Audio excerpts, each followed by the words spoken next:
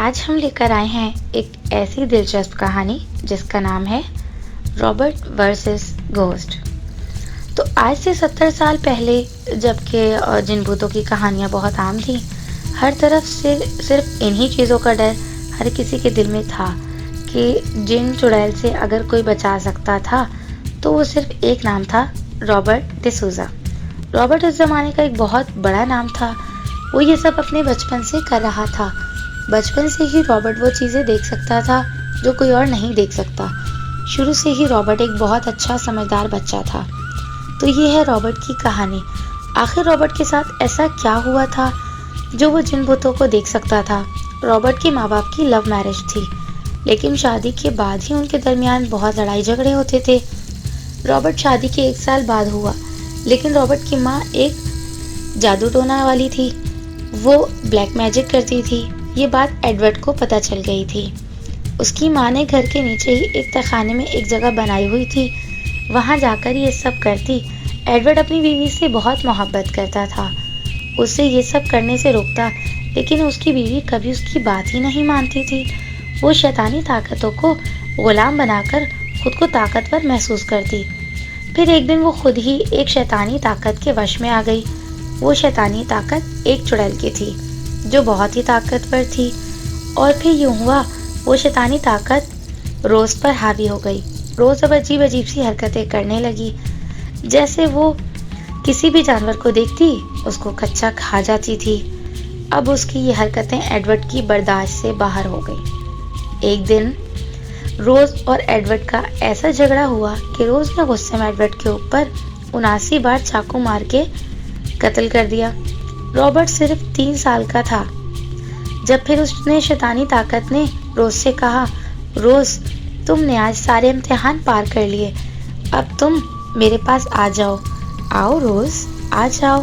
तब रोज अपने काबू में नहीं रहा। रॉबर्ट रोता रहा, उसे रोकता रहा, पर उस वक्त वो रोज नहीं थी, बल्कि वो चुड़ैल ये इससे करवा रही थी। अब इससे करवाने के बाद देखना ये था कि कोई भी ताकत उससे उसको नहीं बचा सकती थी।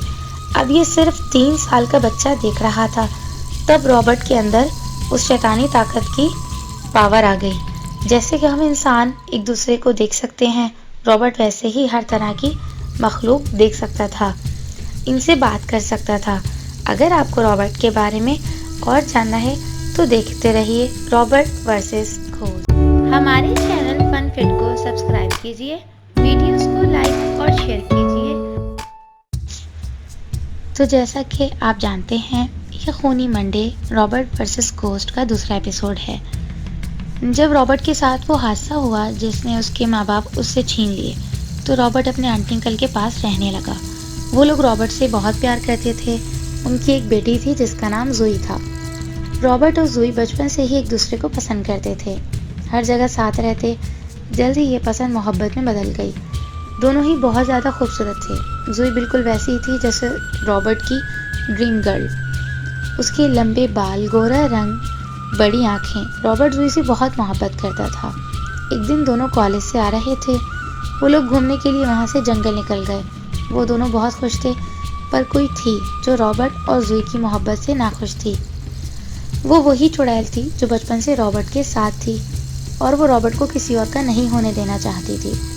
रॉबर्ट को बचपन से हमेशा अपने करीब कोई महसूस होता। जब वो अकेला भी होता तब भी आहट महसूस होती थी। कभी वो उसको खतरनाक ख्वाब के जरिए डराती, लेकिन रॉबर्ट बचपन से ये सब देखता आया था तो वो डरता ही नहीं था, और ना ही कभी किसी को इस चीज़ का बताता था। अब दोनों जंगल में थे। रॉबर्ट और ज़ोई हंसी मजाक कर रहे थे। फिर रॉबर्ट फल तोड़ने के लिए पेड़ पर चढ़ा। तब ऊपर से रॉबर्ट ज़ोई को आवाज़ लगा रहा था, पर ज़ोई पर तो जैसे कोई असर ही नहीं हो रहा हो। वो झील की तरफ चल दी। ज़ोई को बस एक आवाज़ आ रही थी, वो उस चुड़ैल की थी जो ज़ोई से कह रही थी, ज़ोई इस झील में समा जाओ। रॉबर्ट ये सब पहले देख चुका था। वो फौरन ज़ोई को रोकने गया। तब उसने देखा ज़ोई की आंखें लाल हैं, जैसे वो ज़ोई ही ना हो। रॉबर्ट समझ गया। उसने ज़ोई का नाम लिया 3 बार। रॉबर्ट, जैसे कि आपको पता है, रॉबर्ट उनसे बातें कर सकता था। रॉबर्ट ने चिल्ला कर कहा चुड़ैल को, चली जाओ यहाँ से। तब अचानक ज़ुई के कदम रुक गए। आंखें पहले जैसी हो गईं, पर यहाँ ये सब खत्म नहीं। ज़ुई अब अजीब तरह का बर्ताव करने लगी। वो बस अब अकेला रहना चाहती थी। रॉबर्ट उसकी इन बातों से बहुत परेशान हो गया। तब उसने चुड़ैल के बारे में खोज लगाना शुरू कर दी। अब ज़ुई में भी चुड़ैल की कुछ पावर्स आ गई थीं, जैसे वो भी इनको सबको देख सकती है, रॉबर्ट की तरह।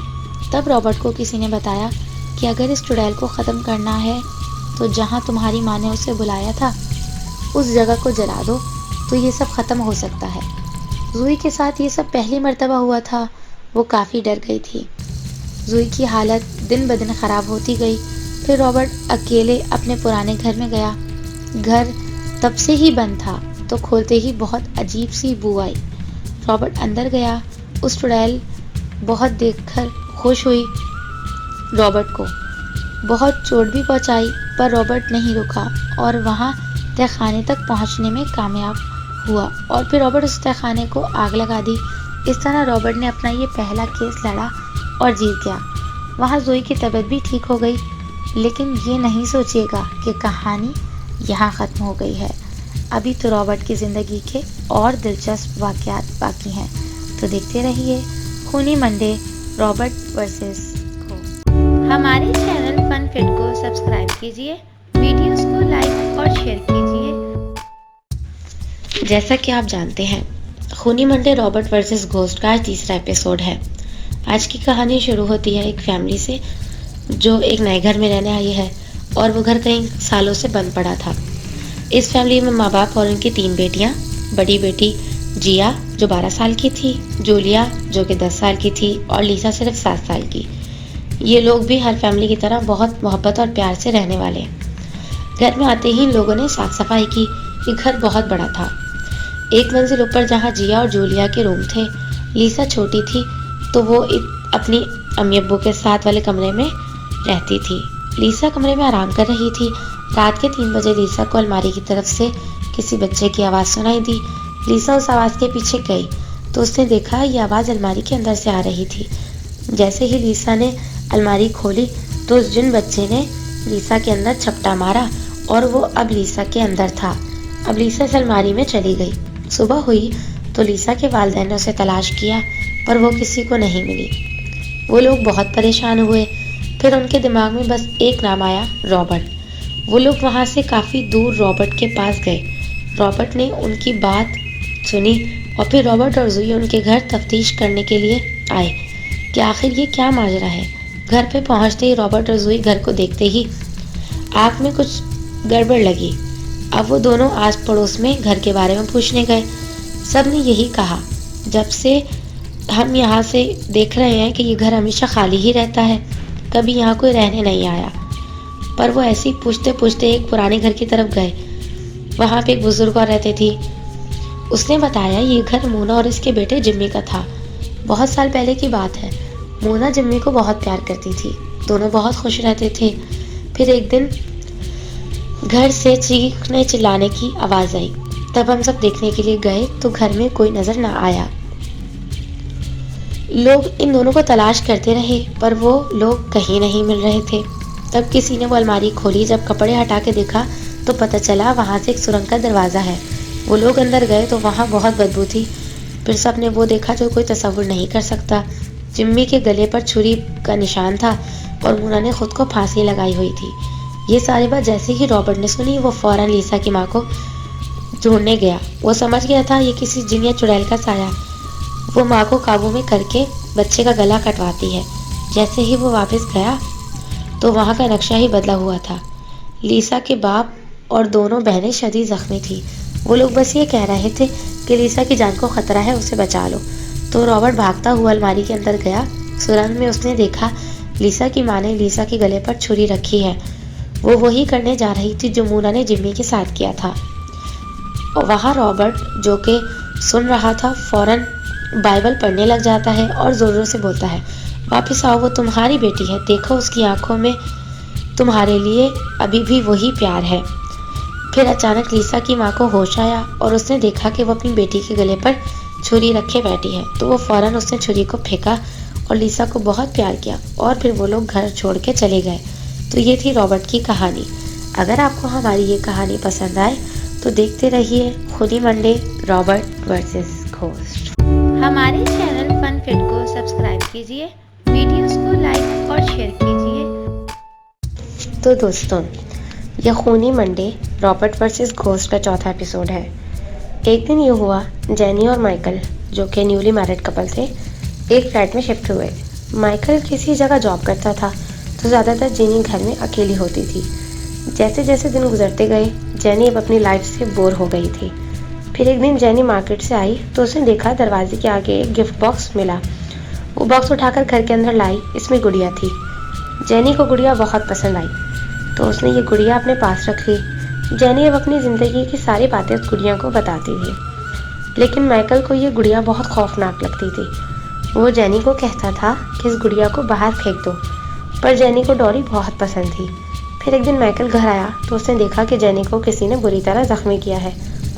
पर जब माइकल जेनी को अस्पताल लेकर गया तो डॉक्टर ने बताया कि आपकी बीवी 1 घंटे पहले ही मर चुकी है। माइकल को समझ नहीं आ रहा था कि वो क्या करे। वो जेनी के गम में पागल सा हो रहा था। लेकिन जेनी की मौत